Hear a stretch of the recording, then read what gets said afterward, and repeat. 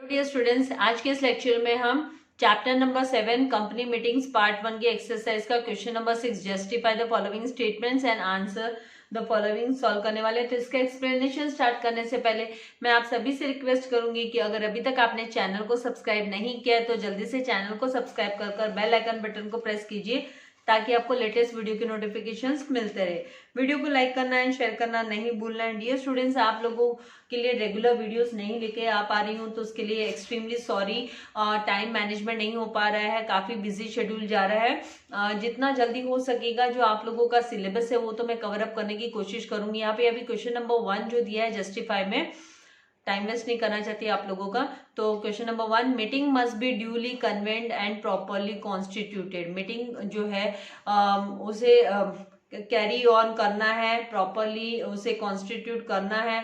ये जो है आपको जस्टिफाई करना है कि यहाँ पर कंपनी मीटिंग्स जो होती है उनको duly they must be duly convened and properly constituted. तो अ meeting may be defined as अ, पहले तो आपको मीटिंग का मीनिंग लिख देना है क्योंकि ये जो क्वेश्चन आता है 4 मार्क्स के लिए आता है तो आपको एटलीस्ट 4 पॉइंट्स आपसे एक्सपेक्टेड है कि आप एक्सप्लेन करो और ये मीटिंग को लेकर है, इसलिए हम सबसे पहले मीनिंग बता देंगे मीटिंग का कि a meeting may be defined as a gathering or assembling of 2 or more persons for transacting any lawful business. कोई भी लॉफुल बिजनेस को ट्रांजैक्ट करने के लिए 2 या 2 से ज्यादा लोगों की जो गैदरिंग असेंबलिंग होती है उसे मीटिंग बोलते हैं। एंड जो मीटिंग होता है वो अपॉर्चुनिटी प्रोवाइड करता है कि जो मेंबर्स होते हैं कंपनी के वो एक साथ आए और वो डिस्कस करे कंपनी की जो वर्किंग कंडीशंस है, working about the working and affairs of the company, company के फंक्शंस को लेकर वो डिस्कस करे एक साथ आकर। तो ये अपॉर्चुनिटी प्रोवाइड करता है मेंबर्स को।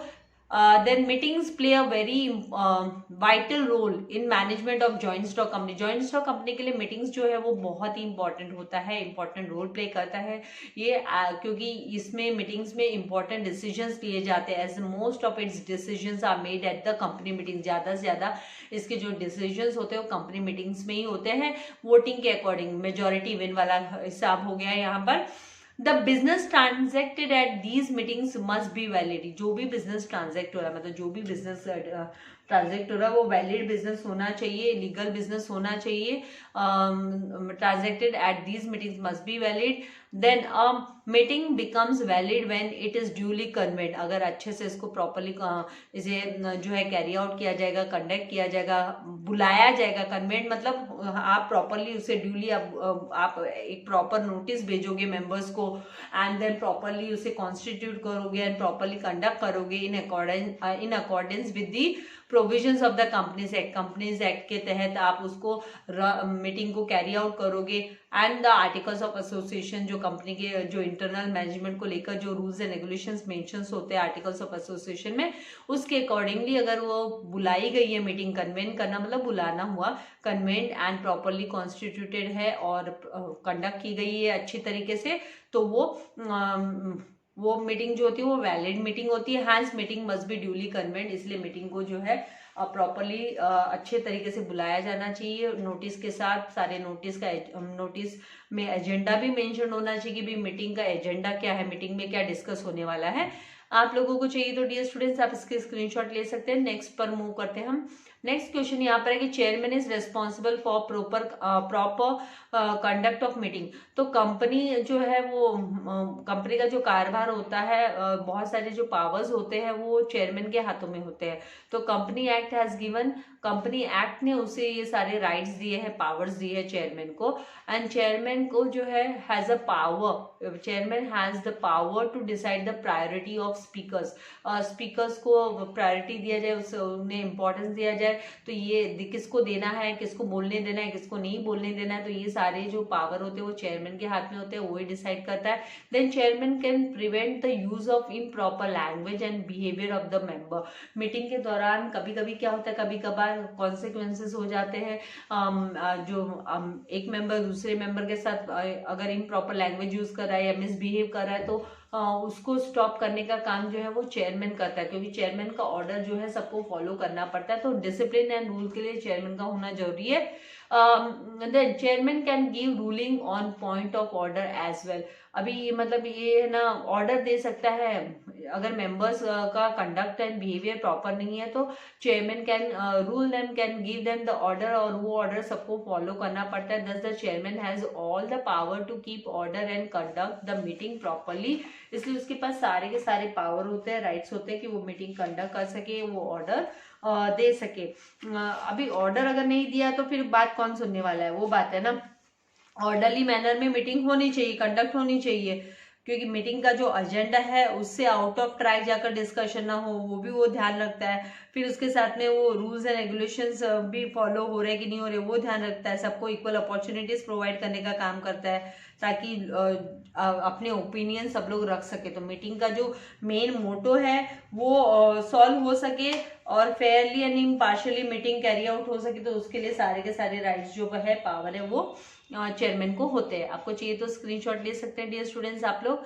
देन सेकेंड थर्ड वन है motion can be amended. Motion को हम अमेंड कर सकते हैं, मतलब उसमें एडिशंस कर सकते हैं। तो मोशन क्या होता है, पहले तो आपको उसका मीनिंग लिख देना है। तो मोशन क्या है, इज अ प्रपोजल है, ये प्रपोजल है जो कि है ना मीटिंग के दौरान बिफोर मीटिंग के पहले ये जो है डिस्कशन के लिए, एडॉप्शन के लिए सामने रखा जाता है। तो a motion is liable to alteration before it is adopted by the meeting. Meeting में इसकी एक्सेप्टेंस होने के पहले इसमें जो चेंजेस करना है, सजेशंस आपको पुट ऑन करते हैं, वो हम कर सकते हैं इसमें। तो मोशन ये जो है प्रपोजल है, प्रोपोजिशन है, आप बोल सकते हो कॉन्क्रीट सजेशन, एक तरीके से हम इसे सजेशन भी बोल सकते हैं, जो मीटिंग में डिस्कशंस के पहले, मीटिंग में डिस्कशन के पहले दिया जाता है, डिस्कशन एंड डिसीजन के पहले। और ड्यूरिंग डिस्कशन अगर कोई नेसेसरी ऑल्टरेशंस करना है या कोई मॉडिफिकेशन करना है मोशन में, तो वो मोशन में हम चेंजेस एंड मॉडिफिकेशंस कर सकते हैं।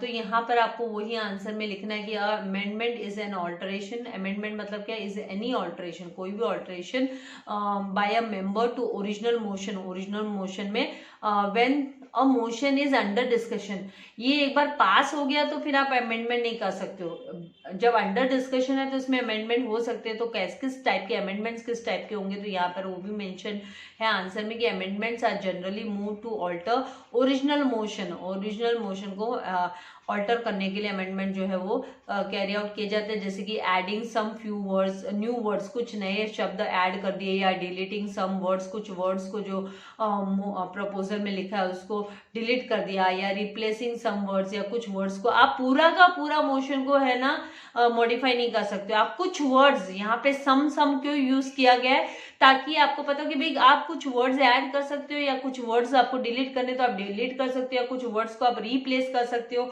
और बाय चेंजिंग द पोजीशन और प्लेस ऑफ वर्ड्स, वर्ड्स की प्लेस या पोजीशन आप चेंज कर सकते हो। तो द अमेंडमेंट, आपको याद रखना है, अमेंडमेंट का मतलब ये नहीं होता कि आप 100% चेंजेस, आप 100% चेंजेस नहीं कर सकते। The amendment should be relevant होना चाहिए, और वो मेन मोशन से रिलेटेड होना चाहिए, जो मोशन लेकर आया गया, जो प्रपोजल लाया गया है, and it must not alter the original motion entirely. तो पूरा का पूरा एंटायरली कंप्लीटली जो ओरिजिनल मोशन को चेंज नहीं किया जा सकता है, hence motion can be amended. तो हम मोशन को अमेंड कर सकते हैं। आई होप कॉन्सेप्ट समझ में आ रहा है, आपको चाहिए स्क्रीनशॉट ले लीजिए। नेक्स्ट क्वेश्चन पे मूव करते हैं। Proxy can not speak in the meeting. Meeting में प्रॉक्सी जो है वो नहीं बोल सकता है, स्पीक नहीं कर सकता। तो अब प्रॉक्सी पहले तो कौन होता है वो आपको लिखना है, प्रॉक्सी कौन है, ये बंदा कौन है। तो यहाँ पर आपको कि proxy is a person, proxy is a person who attends a general meeting and votes on behalf of a member of the company. Company के मेंबर के बिहाफ में, जो मेंबर का बिहाफ में वो मीटिंग अटेंड करता है और वो वोट कर सकता है as per the provisions of section 105 of company act का, जो सेक्शन 105 है 2013 के एक्ट का। तो a proxy shall not have the right to speak at the meeting. वो मीटिंग के दौरान बोल नहीं सकता है। मीटिंग के दौरान वो जो प्रॉक्सी बंदा है, जो शेयर होल्डर उसे अपॉइंट करता है, पब्लिक लिमिटेड कंपनी का शेयर होल्डर, तो वो मीटिंग के दौरान स्पीक नहीं कर सकता है। And proxy does not have a right to vote except on poll. Except poll के अलावा वो और कोई भी वोट नहीं कर सकता है। So it is necessary that a proxy must be a member of the company. ये भी जरूरी है कि भी प्रॉक्सी को मेंबर होना तो कंपनी का जरूरी है। It is not necessary, sorry, proxy को मेंबर होना कंपनी का कोई जरूरी नहीं है, वो कोई आउटसाइडर भी हो सकता है एंड उसे डिस्कशन में उसे अलाउड नहीं है, इज नॉट अलाउड, उसको डिस्कशन में पार्टिसिपेट करना अलाउड नहीं है, इसीलिए वो स्पीकअप नहीं कर सकता, वो बोल नहीं सकता है, वो अपने जस्ट वो वोटिंग दे सकता है लेकिन वो स्पीक नहीं कर सकता है, मीटिंग के दौरान वो बोल नहीं सकता है। Now hence proxy can not speak in the meeting, इसलिए हम बोलेंगे कि जो प्रॉक्सी है वो मीटिंग में बोल नहीं सकता।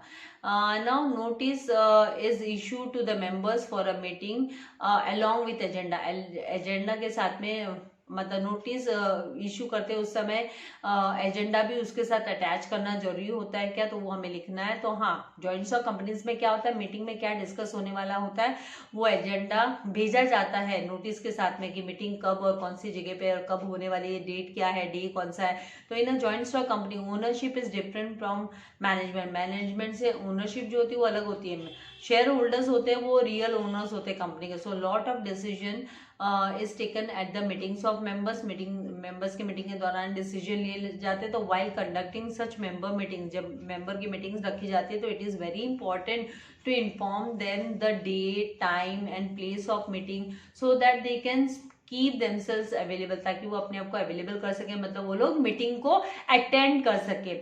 अवेलेबल करना होता वो उस दिन अपना टाइम निकालकर मीटिंग अटेंड कर सके। एंड बिसाइड्स इसके अलावा क्या है कि it is also important to inform the points to be discussed in the meeting, ताकि वो लोग पूरे प्रिपेयर होकर आए कि भाई उनको क्या डिसीजन लेना है, वो they can prepare themselves for the meeting as well. तो ये कंपल्सरी है कि विद द नोटिस एजेंडा भेजना जरूरी है, the members can then prepare themselves for the meeting, hence notice is issued to members for a meeting along with agenda, इसीलिए always agenda के साथ में ही जो है मतलब नोटिस जो भेजी जाती है उसके साथ में एजेंडा भी भेजा ही जाता है।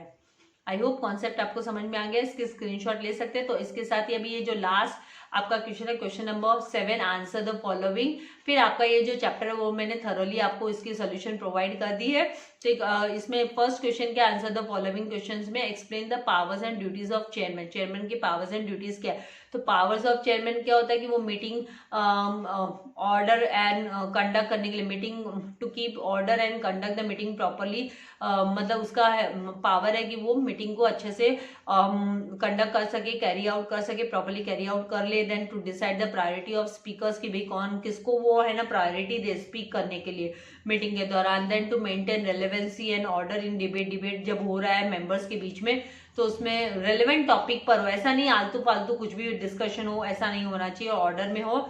And to prevent the use of improper language and behaviour of the member, तो इसमें चेयरमैन को पावर है कि भाई कोई भी बंदा अगर मिसबिहेव कर रहा है तो वो वार्निंग दे सकता है, वो मीटिंग में जो एजेंडा मीटिंग जो मेन कोर है मीटिंग का उसको स्टॉप कर वो पहले ये प्रॉब्लम सॉर्ट आउट करने का काम करता है। तो प्रिवेंशन का काम जो है मीटिंग में इम्प्रॉपर लैंग्वेज एंड मिसबिहेवियर का वो चेयरमैन का है। Then to adjourn the meeting if it becomes impossible to conduct and complete the meeting, अगर मीटिंग ले पाना मुश्किल है, अगर कंप्लीट कर पाना मुश्किल है तो वो मीटिंग को दूसरे डेट पर एडजॉर्न कर सकता है, उसके पोस्टपोन कर सकता है। And to give casting vote when votes in favour of the proposal, अगर वोट फेवर में है to give casting vote when votes in favour of proposal and against the proposal are equal, जब है ना equal होता है, मतलब कोई किसी प्रपोजल के फेवर में 50 लोग हैं और अगेंस्ट में 50 लोग हैं तो वो अपना एक वोट देकर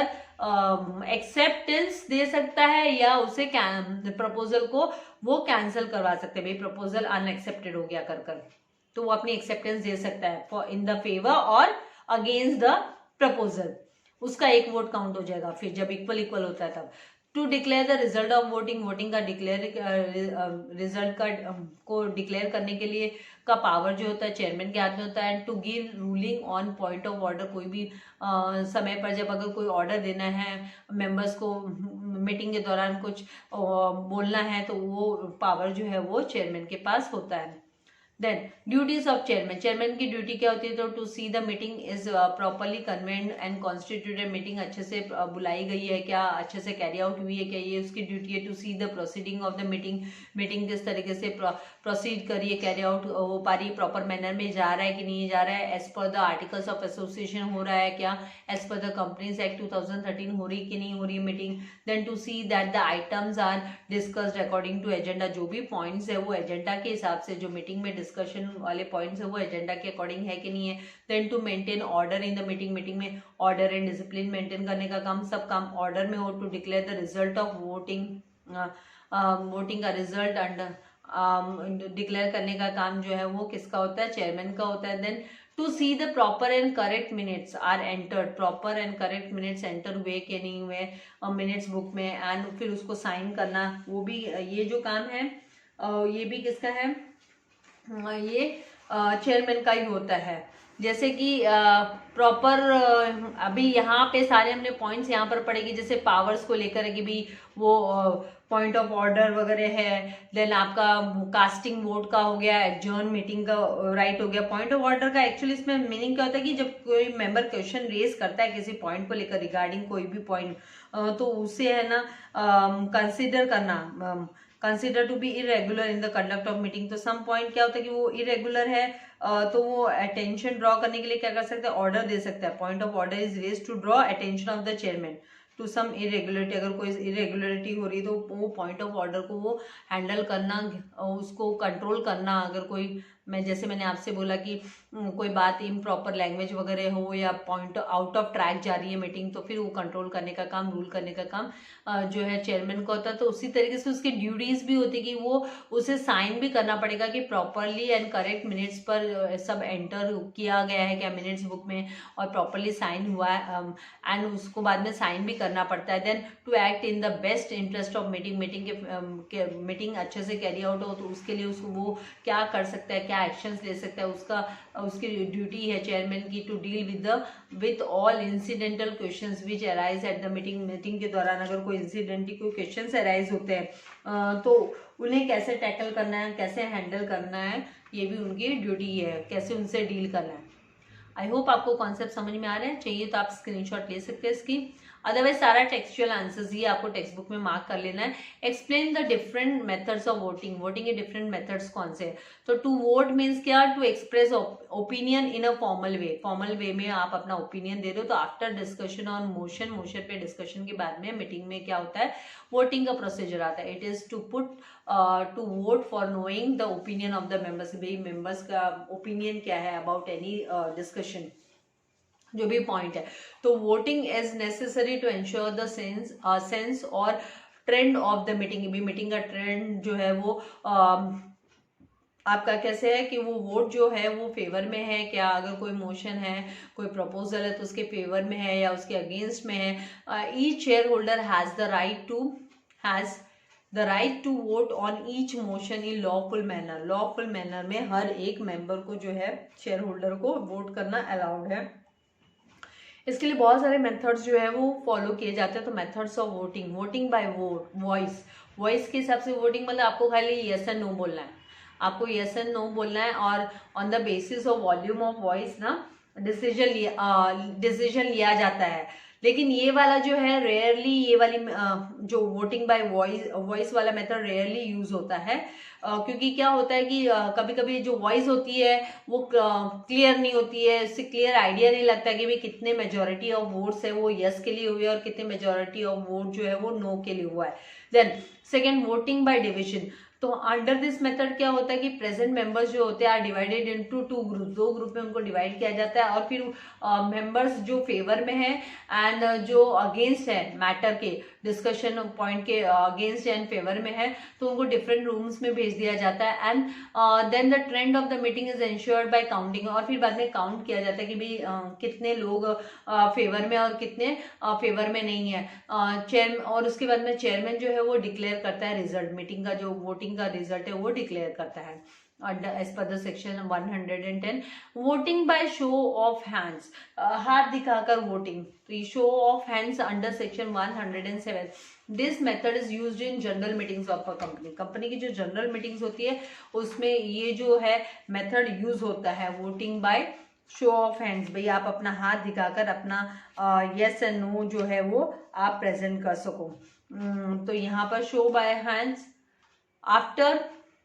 after the discussion on the motion the chairman request करता है मेंबर्स को, जैसे कि आप लोगों को नहीं कि आपकी वोटिंग लेने के लिए क्लास में टीचर्स बोलते कि भी raise your hand, do you agree और नॉट अग्री। तो यही केस यहाँ पर है कि वोटिंग बाय शो हैंड्स में क्या होता है, चेयरमैन जो हेड होता है मीटिंग का, तो वो मेंबर को अपना हाथ खड़ा कर कर अपना फेवर प्रेजेंट करने के लिए बोलता है। ठीक है, तो यहाँ पर द चेयरमैन डिक्लेयर, और उसके बाद में चेयरमैन क्या करता है, काउंटिंग करता है कितने नंबर ऑफ हैंड्स है फेवर में है और कितने अगेंस्ट में है, और फिर वो जो रिजल्ट है वो मीटिंग का डिक्लेयर करते हैं। वोटिंग बाय बैलॉट में क्या होता है, under this method to record the vote, ballot papers जो है वो डिस्ट्रीब्यूट किए जाते हैं हर एक मेंबर को, और फिर इसमें क्या होता है, सिक्रेसी ज्यादा मेंटेन हो जाती है बैलॉट पेपर्स में, to every member and they deposit in the it in the ballot box में ये अपना डिपॉजिट कर देते हैं यस और नो जो भी है। Then the votes are counted, और बाद में वोट्स काउंट किए जाते हैं, result is declared, result declare होता है। तो this method maintain secrecy in voting, voting में सिक्रेसी मेंटेन हो जाती है। देन वोटिंग इलेक्ट्रॉनिकली सेक्शन 108 के हिसाब से द सेंट्रल गवर्नमेंट ने अभी ये प्रिस्क्राइब, तो सेंट्रल गवर्नमेंट है वो कितने बहुत सारे कंपनीज को प्रिस्क्राइब करती है, उन्हें सजेस्ट करती है कि नहीं they have to carry out the electronic voting in general meeting. So member may exercise his right to vote by the electronic means, तो फिर वो लोग इलेक्ट्रॉनिक मीन्स के थ्रू अपना वोटिंग दे सकते हैं members. Then voting by postal ballot, postal ballot के थ्रू ये क्या करना पड़ता है, गवर्नमेंट सेंट्रल गवर्नमेंट कभी कभार कंपनीज को सजेस्ट करते थे, prescribe the companies for having voting by postal ballot. तो इस केस में क्या होता है, बाय पोस्ट है ना मेंबर्स तक ये पहुंचाया जाता है बैलॉट पेपर्स, एंड बाद में वो लोग अपने एक्सेप्टेंस या फेवर में है या वो वापस रिटर्न कंपनी को भेजते हैं ना। 7 वोटिंग बाय पोल, तो poll can be demanded after the declaration of result, result के बाद में ये जब रिजल्ट डिक्लेयर कर दिया जाता है मीटिंग का by the show of hands, under this method each member can vote in proportion to the number of shares. तो इसमें क्या as per the number of shares वो लोग वोटिंग कर सकते हैं, अगर मान लो किसी के पास 100 शेयर्स है तो वो 100 वोट्स डाल सकते हैं। तो polling papers are given to the members and proxies for recording their votes, votes record करने के लिए प्रॉक्सीज को भी दिया जाता है polling papers, and the result of poll is final, जो पोल का रिजल्ट होता है वो फाइनल होता है, नॉट टू बी चैलेंज, और उसको कोई चैलेंज नहीं कर सकता है फिर वापस। शो बाय हैंड्स को चैलेंज कर सकते हैं ना भाई, आफ्टर द रिजल्ट, मतलब यहाँ पे by result by show of hands they can demand after the declaration of result by show of hands कि भाई उन्हें वोटिंग बाय पोल चाहिए। Third one is explain the types of resolution, resolution कितने types के होते हैं। तो a motion accepted in a meeting is called resolution, एक बार कोई मोशन एक्सेप्ट कर लिया जाता है मीटिंग के दौरान तो उसे हम रेजोल्यूशन बोलते हैं, अगर वो एक्सेप्ट नहीं होता तो मोशन को रिजोल्यूशन ही बोला जाता है। तो और resolution is a formal and final decision of meeting, meeting का फॉर्मल एंड फाइनल डिसीजन हुआ, and no discussion is allowed, और resolution on the resolution, resolution पे उसके बाद में कोई डिस्कशन अलाउड नहीं होता है। तो every resolution should be recorded in minutes book, तो हर एक रिजोल्यूशन जब मीटिंग के दौरान पास होता है तो उसे मिनट्स बुक में रिकॉर्ड किया जाता है, एंड हर एक रिजोल्यूशन को जो है उसको ब्रीफ में और एफॉर्मेटिव फॉर्म में उसे फ्रेम किया जाता है। यस यस एफॉर्मेटिव, यहाँ पे नेगेटिव फॉर्म्स नहीं होते, एफॉर्मेटिव फॉर्म में, and the number of members voting in favour, जितने भी नंबर ऑफ मेंबर्स फेवर में वोट करते हैं against the resolution should be mention, सबके जो वोट्स हैं वो मेंशन किए जाते हैं मिनट्स बुक में, and resolution should be drafted in present tense, resolution को प्रेजेंट टेंस में ड्राफ्ट किया जाता है, and resolution can not be altered, और रिजोल्यूशन को ऑल्टर्ड नहीं कर सकते। जैसे एजेंडा को फ्यूचर में किया जाता है, राइट, ड्राफ्ट किया जाता है, रिजोल्यूशन को प्रेजेंट में। ना टाइप्स ऑफ, और मिनट बुक में पास्ट टेंस का यूज होता है मिनट बुक में, क्योंकि हम लोग जो मीटिंग के दौरान हुआ था उसको रिकॉर्ड करते हैं for future reference. Now types of resolution, ordinary resolution as per section 114, और resolution which is pass by simple majority के द्वारा जो पास होता है उसे हम ऑर्डिनरी रेजोल्यूशन बोलते हैं। तो इसमें मतलब मोर देन 50% जो वोटिंग होती है वो फेवर में होनी चाहिए मोशन के, एंड एन ऑर्डिनरी रेजोल्यूशन को जो है आरओसी के पास, मतलब रजिस्ट्रार ऑफ कंपनी के पास सबमिट करने की रिक्वायरमेंट नहीं पड़ती है। और जो नोटिस होती है मीटिंग की, the notice of the meeting need not require to explain the particulars of the ordinary resolution. Ordinary resolution की जो पर्टिकुलर्स है वो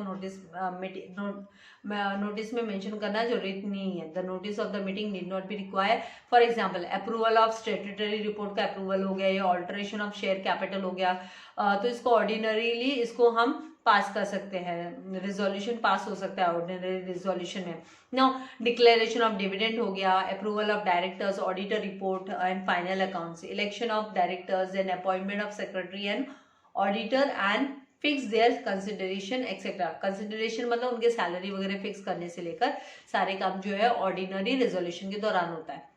B special resolution. Special resolution में क्या होता है, and as per the section 114 subsection 2 the resolution which is passed by special majority is called as special resolution। special majority ने पास किया तो special resolution इसका मीनिंग हो गया। now ये कब पास होता है, तो इट इज पास बाय 3/4 और 75% मेजोरिटी। अगर मेजोरिटी 75%, 75% मेजोरिटी लोग अगर इसे इसकी वोटिंग देते हैं, इसके फेवर में वोट करते हैं, या 3/4 हम बोल सकते हैं, जितने भी मेंबर्स प्रेजेंट उसमें से 3/4 इसके फेवर में वोट करे, जैसे 100 जन प्रेजेंट है तो उसका 3/4 कितना होगा, 75%।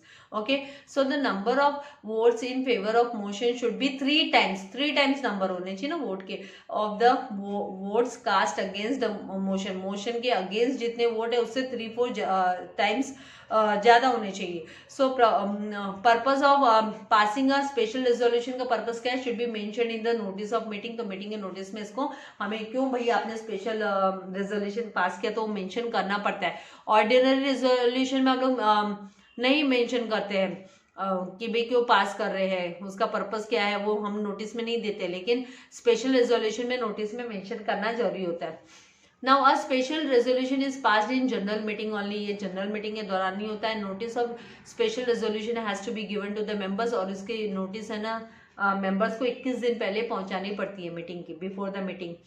और इसकी एक कॉपी जो है वो रजिस्ट्रार ऑफ कंपनी के पास जमा करनी होती है। अभी तो ई सर्विसेज भी अवेलेबल है, लाइक ई फाइलिंग कर सकते हैं ऑन MCA पोर्टल पर with in 30 days of passing resolution. Resolution pass होने के 30 दिन के अंदर ये जो है MCA के साइट पर जाकर हम लोग, ऑफिशियल साइट जो है MCA पोर्टल, वहां पर जाकर रजिस्ट्रार ऑफ कंपनीज के साथ रजिस्टर कर सकते हैं स्पेशल रेजोल्यूशन को। Examples of special resolution, change in the name of company, company के नाम में चेंजेस, जैसे under section 13 sorry. Then shifting of registered office, registered office अगर शिफ्ट हो रही है एक जगह से दूसरी जगह, एक स्टेट से दूसरे state, from one state to another, तो एज पर द सेक्शन 12 ये नोटिस में लाना जरूरी है, रजिस्ट्रार ऑफ कंपनी को बताना भी जरूरी है।